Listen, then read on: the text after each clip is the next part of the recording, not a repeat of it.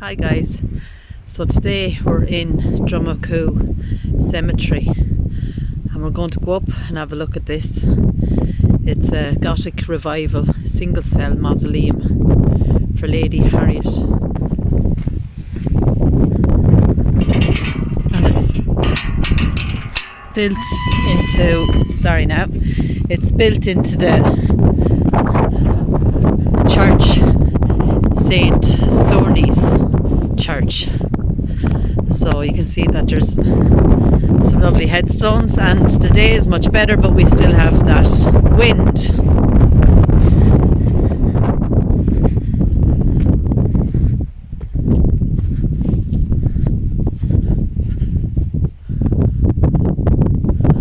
So we'll have a look at the front first, and then I'll bring us inside to the remaining part of the church.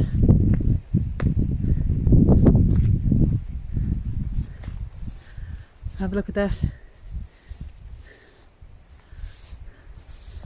So we've an iron door, we've an inscription up there, but it's too hard to read. But if I find it online, or I can maybe read it in edit, I'll put it up.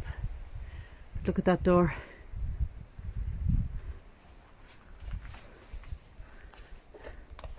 And this is welded shut. I presume the original key would have went in there, but it's iron obviously, and we've some nice design around it.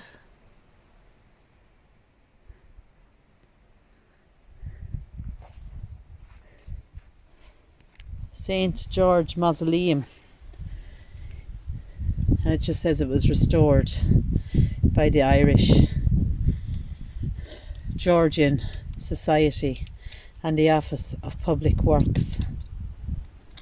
And then there's a verse there at the bottom, and I think the author is John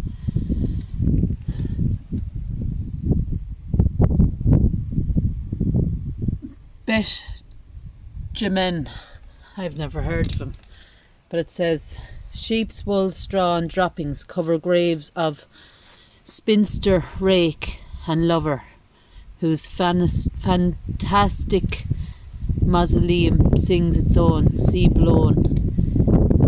And I'm not sure what the last duum, I think it says at the end there, but I'm sure I'll find that full verse online. But as you can see, then there's graves, and some old and some new along here. But have a look guys, can you see the stone walls there?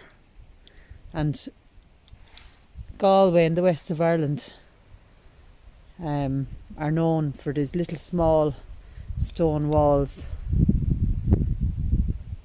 in all the fields, and they're quite amazing to look as you're driving through Galway. What we're going to do now is go around to the side and have a look. So this is the side of the old church.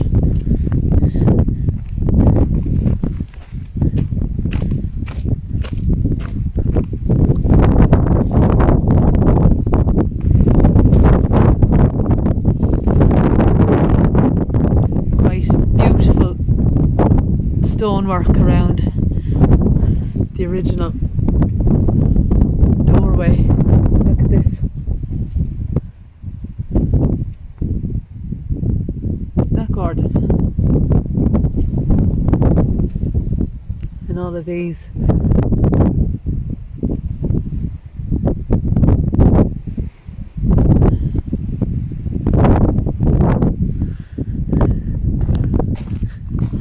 So it's probably not as windy in here.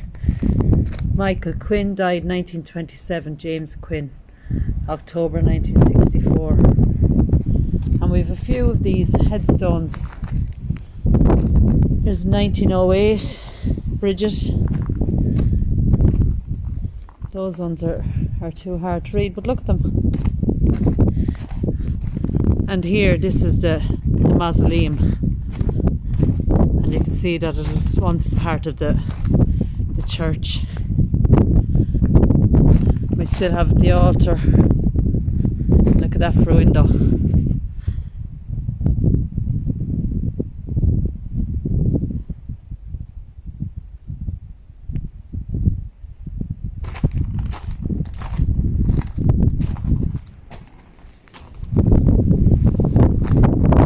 Tombs here as well. These are all way too hard to read, unfortunately.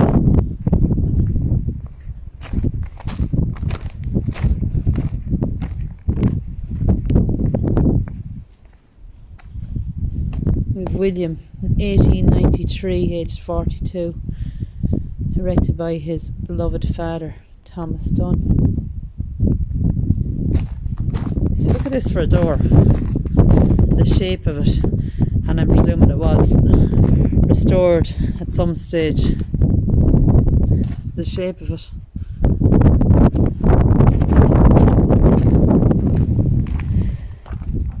In 1964 here.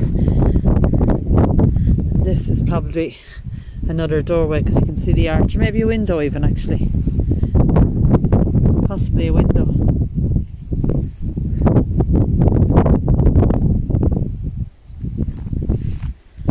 Tierney, 1902. I just have to be careful where I walk here now. But look at that. That's quite stunning.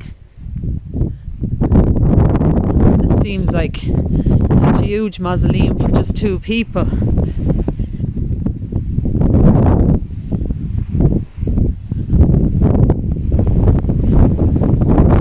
We've tombs in here. But once again, they're just too hard to read.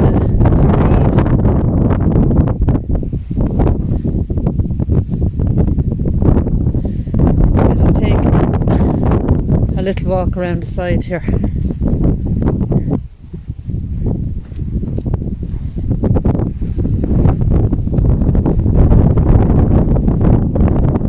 Watch that window, isn't it just brilliant?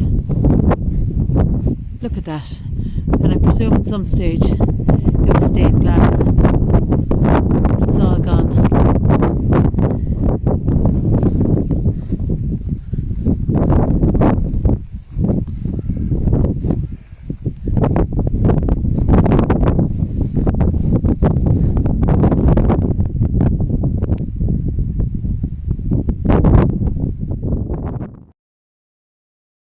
So this mausoleum was built by Arthur St. George for his wife Lady Harriet, occupants of Tyrone House and Kilcolgan Castle around 1830.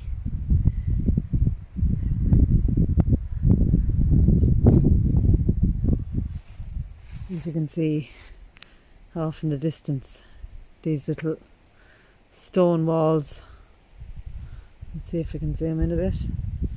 And as I said, the west of Ireland are full of them.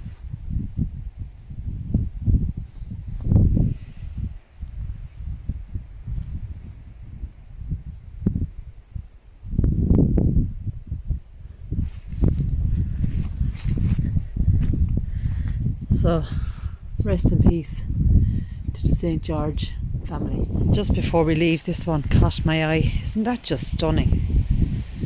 Look at the stones that are on the grave, and it's like they're all polished and beautiful. Beloved husband and father, P.J. Larkin, 1989, aged 43. That is just gorgeous. We have another one there, just with all the flowers. This is actually a very, very nice cemetery. We have another beautiful one here for the Keeleys. The stones again, and the shine of them in the marble. Peter died in 1978, and his wife then followed him in 2001, and she was 83, and their son then, Thomas, Liverpool, 2013, age 64. And there's Peter there, the last headstone, Manchester, Died 26th of January 2001, aged 55. So rest in peace to all those here.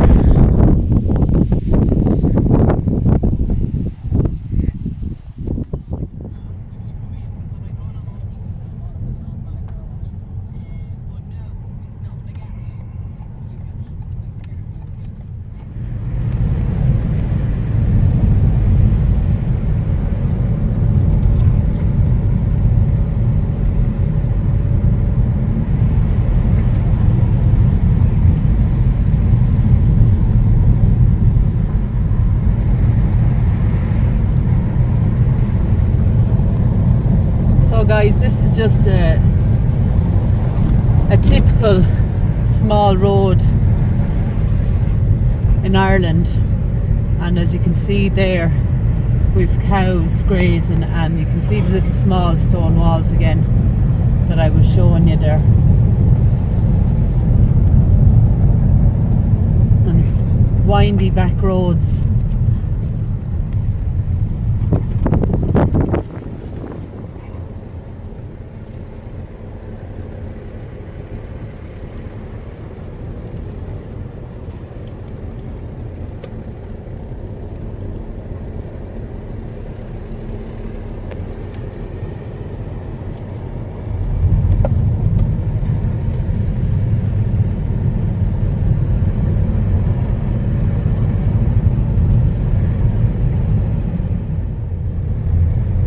So guys, straight ahead there is Tyrone House, and it was owned by the family, Lady Harriet and her husband, and we were just at their mausoleum there down the road. So isn't that something else? So this is the remains of Tyrone House, and as I said, Lady Harriet and her husband lived here and now lie in the mausoleum. So that's something else.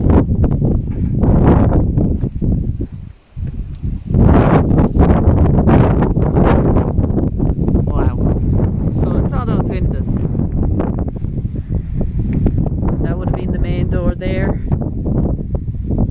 The columns at the front, and it looked like there was some sort of a moat that ran just under there. Imagine living in a place like that.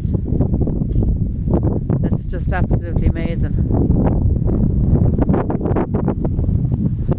And if I can find a picture online of how it was, I'll definitely post it. But that is beautiful.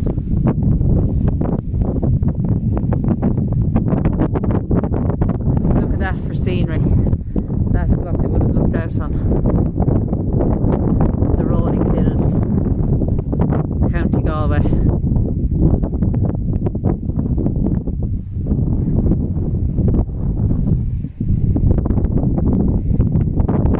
Just amazing.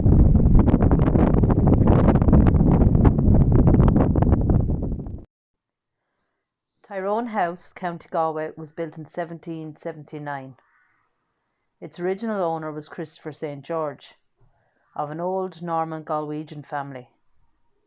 The house was reputedly designed by John Roberts. Christopher St. George also owned nearby Kilcolgan Castle. The house was destroyed by the local IRA unit during the Irish War of Independence in 1920, due to the rumours that it was going to be used by the Black and Tans as an infirmary. The house was uninhabited at the time, except for a bed-bound caretaker who was taken from the house in his bed and left in another building on the premises before the main house was set alight.